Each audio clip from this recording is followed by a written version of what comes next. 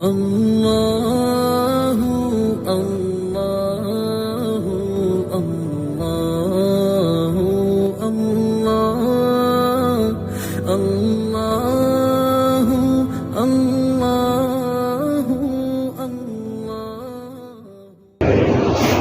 الحمد لله نحمده ونستعينه ونستغفره ونؤمن به ونتوكل عليه ونعوذ بالله من شرور أنفسنا ومن سيئات أعمالنا من يهده الله فلا مضل له ومن يضلل فلا هادي له ونشهد أن لا إله إلا الله وحده لا شريك له ونشهد أن سيدنا وسندنا ونبينا ومولانا محمدا عبده ورسوله صلى الله تعالى عليه وعلى آله وأصحابه أجمعين أما بعد أعوذ بالله من الشيطان الرجيم بسم الله الرحمن الرحيم إنما المؤمنون إخوة وقال النبي صلى الله عليه وسلم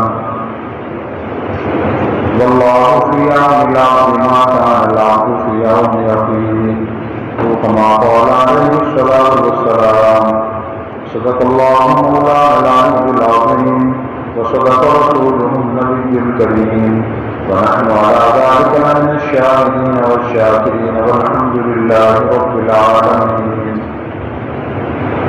میرے محترم بھائیوں اور دوستوں، آج اگر پوری دنیا کا جائزہ لیا جائے تو مجموعی لحاظ سے مسلمان ہر جگہ پریشان ہیں، ظلم کا شکار ہیں، زوال کا شکار ہیں، معاشی لحاظ سے، سیاسی لحاظ سے زوال کا شکار ہیں. اس کی وجوہات اور اسباب تو بہت زیادہ ہیں. ان میں سے ایک بڑی وجہ قرآن کریم کے متعلق حدیث ہے. اس میں آپ صلی اللہ علیہ وسلم نے بیان فرمایا کہ ان اللہ یرفع بہذا الکتاب اقواما ویضع به آخرین او کما قال علیہ السلام. بے شک اللہ اس کتاب کے ذریعے بہت سی قوموں کو بلندی عطا فرمائیں گے اور بہت سی قوموں کو ذلت و رسوائی عطا فرمائیں گے. قرآن کریم کی وجہ سے عزت اور ترقی تو ان لوگوں کو ملتی ہے، ان قوموں کو ملتی ہے جو اس کو پڑھتی ہیں، سمجھتی ہیں، عمل کرتی ہیں، اور ذلت و رسوائی ان کے اوپر میں آتی ہے جو نہ اسے پڑھتی ہیں، نہ سمجھتی ہیں، نہ عمل کرتی ہیں. پھر ایک اور بڑی غلط فہمی ہم مسلمانوں میں یہ ہے کہ ہم نے صرف قرآن کریم کی تلاوت کو یہ ایک دفعہ صرف پڑھ کے ختم کر لینا کافی سمجھا ہو، اور اسی جب یہ ایسی بات ہوتی ہے تو ہر آدمی سوچتا ہے میں نے تو قرآن پڑھا ہوا ہے اور کیا کروں میں نے بچپن میں میرے حساب سے قرآن پڑھا تھا، میں قرآن شریف پڑھا ہوں، جب میں روزانہ تلاوت کرتا ہوں اور کیا کروں، نماز ہم پڑھتے ہیں، تلاوت ہم کرتے ہیں، تسبیح ذکر و اذکار ہم کرتے ہیں، اور کیا کریں. یہ ایک محدود تصور ہے قرآن کریم کا عمل کا. جتنا کرنا یہ بھی ضروری ہے، تلاوت بھی ضروری ہے، تسبیح بھی، نماز بھی، حج عمرہ بھی، ذکر و اذکار بھی، لیکن یہ صرف عبادات ہیں. قرآن کریم صرف عبادات تک محدود تو نہیں ہے، نہ ہمارا دین صرف عبادت تک محدود ہے کہ ہم نے صرف عبادت کرنی ہے دین کے مطابق، باقی ہم نے کام مرضی سے کرنے ہیں، ایسا تو نہیں ہے. اللہ کے کتاب پر عمل کا مطلب یہ ہے کہ اپنے معاملات، معاشرت، معیشت، سیاست، اخلاقیات، ہماری زندگی کے تمام کام دین کی تعلیمات کے مطابق ہیں. یہ عمل کا مطلب ہے.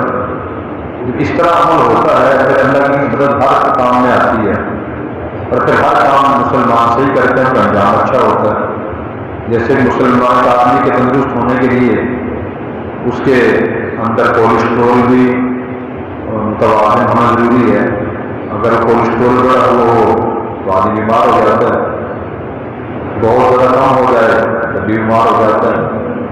یورک ایسڈ بہت زیادہ بڑھ جائے بیمار ہو جاتا ہے، بہت زیادہ کم ہو جائے تو بیمار ہو جاتا ہے، اور جتنی چیزیں جسم میں ہونا ضروری ہیں وہ ساری ہوں تو انسان تندرست ہوتا ہے، اگر وہ نہ ہو یا جتنی ہونی چاہیے اس سے بہت کم ہو جائے انسان بیمار ہو جاتا ہے۔ یہی مثال دین کی ہے کہ ہم عبادت سے آگے بڑھ کر کے دین کو دیکھیں۔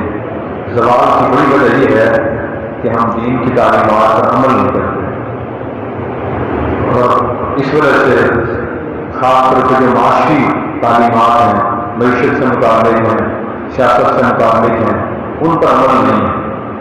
نبی کریم صلی اللہ علیہ وسلم صحابہ کی زندگی دیکھیں کہ زندگی کے تمام کام دین کے مطابق تھے، وہ صرف نماز تک تو محدود نہیں تھے، نہ عبادت تک محدود تھے، ان کی آپ تجارت دیکھیں، زراعت دیکھیں، اخلاقیات دیکھیں، انفرادی زندگی دیکھیں، اجتماعی زندگی دیکھیں، وہ ساری دین کے مطابق تھیں۔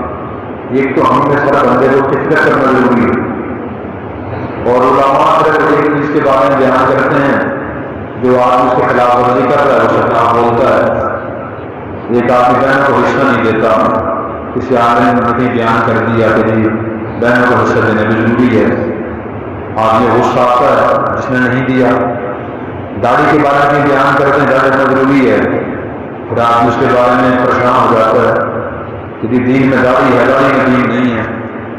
شلوار کے کاموں کے بارے میں بیان کرنے کے اوپر ہونے چاہیے، پھر آدمی کو غصہ آتا ہے۔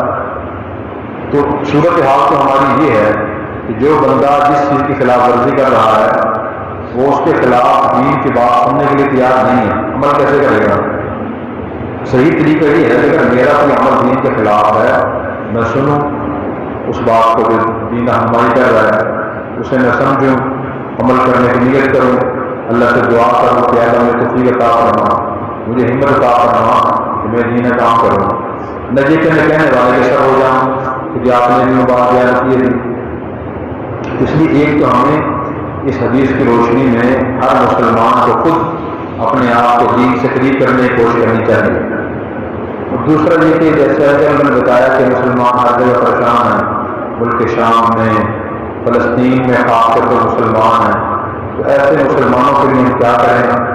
ہم دو کام کر سکتے ہیں، ایک تو کثرت سے دعا کریں۔ نبی پاک صلی اللہ علیہ وسلم نے دعا کی بہت زیادہ اہمیت بیان فرمائی، جہاد کے موقع پہ میدان جنگ میں بھی آپ دعائیں فرمایا کرتے تھے، اور صحابہ کو تلقین کرتے تھے کہ اللہ کی طرف سوچے رہیں، دعا کریں۔ تو دعا بھی معمولی چیز نہیں ہے، یہ ہم یہ کر سکتے ہیں، دعا کریں۔ ایک حدیث میں آتا ہے کہ دعا ہو گیا تو مما نزل مما لم ينزل، جو مصیبتیں اور بلائیں نازل ہو چکی ہیں ان کو ٹلانے اور دور کرنے کے لیے بھی دعا فائدہ مند ہے، جو مصیبتیں ابھی نہیں آئیں تو ان کو روکنے کے لیے بھی دعا فائدہ مند ہے۔ اس لیے ہمیں دعائیں کرنی چاہیے اپنے لیے، مظلوم مسلمانوں کے لیے۔ اور دوسرا کام ہم یہ تو کر نہیں سکتے کہ وہاں جا کے جنگ کریں، جہاد کریں، ہمارے اختیار میں نہیں ہے، بس میں نہیں ہے۔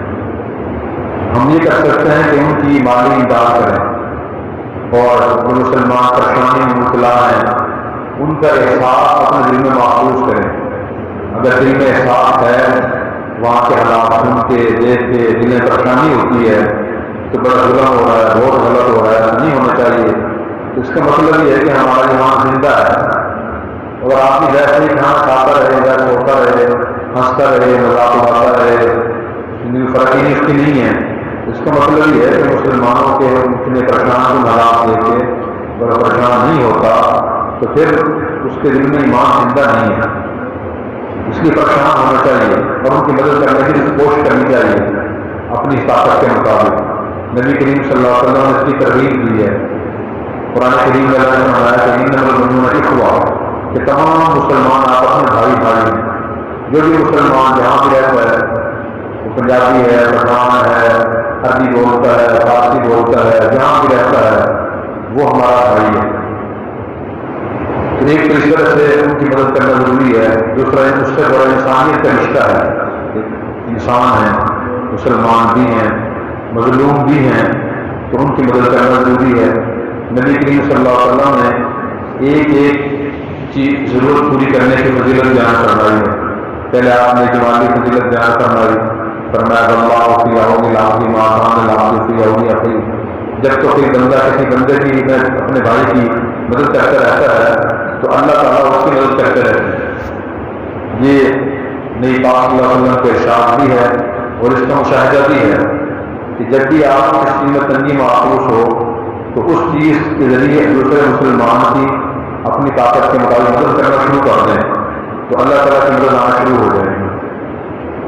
اسی طرح آپ نے کو رجوع فرمایا خیر الناس من ينفع الناس کہ بہترین آدمی وہ ہے جو لوگوں کو فائدہ پہنچائے۔ فائدہ پہنچانے کی شکل یہ ہے کہ آدمی مسلمانوں کی ضرورتیں پوری کرنے کی کوشش کرے۔ ایک اور حدیث میں آتا ہے کہ جو شخص کسی شخص کو دنیا میں پانی پلائے گا تو اللہ تعالیٰ اس کو جنت کی مہر لگی شراب پلائیں گے۔ ایک اور حدیث میں ہے کہ جو شخص کسی مسلمان کو کھانا کھلائے گا اللہ تعالیٰ قیامت کے دن جنت کے اس کو پھل کھلائیں گے۔ ایک اور حدیث میں جو کسی مسلمان کو لباس پہنائے گا، کپڑا کسی کو دے گا پہننے کے لیے تو اللہ تعالیٰ اسے جنت کا سب لباس پہنائیں گے۔ تو ہر چیز کی فضیلت آپ نے بیان فرمائی ہے اور خود آپ کا طرز عمل یہ تھا ابتدائے اسلام میں جب حضور نے ہجرت کی بارہ میں غربت بہت زیادہ تھی تو بعد میں تیل نکلا ہے، آسانیاں ہوئی ہیں کہ صحابہ کے دور میں جب فتوحات ہوئی، علاقے فتح ہوئے، والا نعمت آیا، پھر فراوانی ہو گئی تھی تو نقل تندرستی تھی تو حضور صلی اللہ علیہ وسلم جب بھی کسی پریشان حال مسلمان کو دیکھتے تھے تو صرف دعا نہیں کرتے تھے بلکہ عملی کر کے اس کی امداد بھی کرتے تھے، اسے کھانا کھلاتے تھے، خود کے پاس گنجائش نہ ہوتی دوسروں کو آپ ترغیب دیا کرتے تھے۔ آپ نے جو سنا ہوا حضرت طلحہ رضی اللہ عنہ کا واقعہ ہے، غالبنونی کا واقعہ ہے کہ حضور صلی اللہ علیہ وسلم مجلس میں کوئی غریب آدمی آیا اور اس نے کہا کہ میں نے کھانا کھانا ہے تو پہلے آپ نے اپنے گھروں میں پیغام بھیجا کہ کھانے کی چیز تو بھیج دیں۔ ایک گھر میں ایک آدمی گیا، دوسرے گھر میں گیا، تیسرے میں، سب سے یہی جواب ہے کہ پانی کے سوا کچھ بھی نہیں۔ پھر آپ نے فرمایا کہ کوئی صحابہ کرام کو فرمایا ان کی مہمان نوازی کون کرے گا؟ حضرت ابو طلحہ رضی اللہ عنہ نے عرض کیا کہ میں اپنے گھر لے جاؤں گا۔ چنانچہ اپنے گھر لے گئے اور بیوی سے کہا کہ جب کھانا کھانے کے لیے بیٹھیں تم چراغ درست کرنے کے بہانے سے بجھا دینا تاکہ ہمیں مہمان یہ سمجھے کہ ہم بھی کھانا کھا رہے ہیں لیکن ہم نہ کھائے وہ کھا لیں۔ تو اسے بھوکے کھانا کھلایا اور خود بھوکے رہے۔ جب صبح یہ صحابہ حضور کے پاس حاضر ہوئے تو آپ صلی اللہ علیہ وسلم کو وحی کے ذریعے اطلاع مل گئی تھی کہ آپ نے بیوی نے یہ سلوک کیا ہے کہ خود نہیں کھانا کھایا، خود بھوکے سارا گزاری ہے اور اپنے حصے کھانا مہمانوں کھلا دیا۔ تو حضور نے فرمایا کہ اللہ تعالیٰ بڑے حیران ہوئے تمہارے اس معاملے سے۔ اسی طرح آپ کے پاس ایک لشکر آیا، وفد آیا ملنے کے لیے تو لوگ آتے تھے، مدینہ میں شخص رہتے ہیں جو کہتے ہیں کہ اللہ کا نبی ہوں، چلو دیکھتے کون مل کے ہیں ان سے کہتے ہیں۔ اس طرح مختلف علاقوں سے خود آتے تھے، جو خود آتا تھا آپ سے کھانا کھلاتے تھے، اچھے کھانے لگواتے تھے، ان کے لیے خیمے لگواتے تھے۔ جب وفد آیا تو ان کے پاس کپڑے نہیں تھے اور جتنا سطر چھپانے کے لیے ضروری کپڑا ہوتا اتنا بھی نہیں تھا۔ تو حضور نے ان کی حالت دیکھی، چہرے مرجھائے ہوئے تھے غربت کی وجہ سے، تو آپ بہت پریشان ہو گئے۔ تو آپ نے صحابہ کرام کو فرمایا کپڑا سب کا خیرات کریں۔ تو صحابہ کرام نے کپڑے دیے، کسی نے قمیض دی، کسی نے چادر دی، کسی نے رومال دیا، کافی کپڑے اکٹھے ہو گئے۔ صحابہ فرماتے ہیں پہلے آپ پریشان تھے، پھر آپ کا چہرہ کھل اٹھا، تو پھر آپ نے کپڑے اس وقت کے لوگوں میں تقسیم فرما دیے۔ تو یہ بھی نبی کریم صلی اللہ علیہ وسلم کی سنت ہے، صرف معقول سنت نہیں ہے مسواک کرنا صرف سنت، یہ بھی سنتیں ہیں، وہ سنتیں زندہ کریں، لیکن جو عملی سنتیں ہیں یہ بھی ہمیں زندہ کرنی چاہیے کہ ہم ہمارے سامنے ہمارے خاندان کا، پڑوس کا، کسی اور علاقے کے فلسطین کے لوگ ہیں وہاں کے مظلوموں کے حالات سامنے آئیں تو اپنی استطاعت کے مطابق ہم زیادہ سے زیادہ ان کی مدد کرنے کی کوشش کریں۔ یہ بھی آپ صلی اللہ علیہ وسلم کی سنت ہے۔ آپ صلی اللہ علیہ وسلم نے تو حضرت بلال رضی اللہ عنہ سے فرمایا ہوا تھا کہ میرے دروازے سے کوئی سائل خالی نہ جائے۔ وہ حضرت بلال حضور خزانچی تھے کہ میرے خزانے میں پیسے ہوں، درہم دینار ہوں، اس سے دے دیا کریں، اگر اس میں نہ ہو تو کس سے قرض لے کے آپ دے دیا کریں۔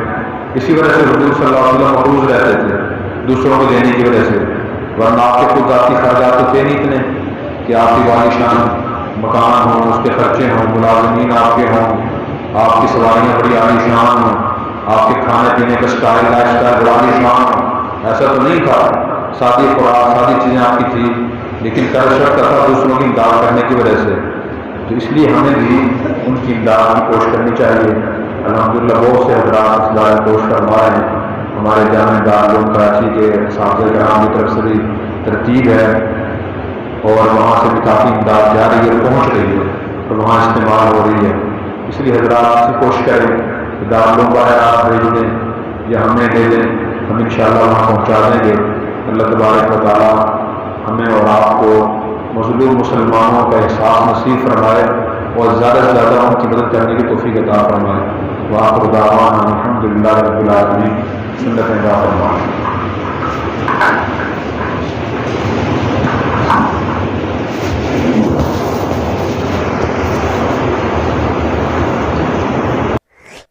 اور اگر آپ نے ابھی تک ہمارا چینل سبسکرائب نہیں کیا تو فوراً سبسکرائب کیجئے، ساتھ ہی بیل آئیکن پر کلک کریں تاکہ مزید آنے والی ویڈیو ہیں وہ آپ کو وقت پر ملتی رہیں۔ اللہ حافظ۔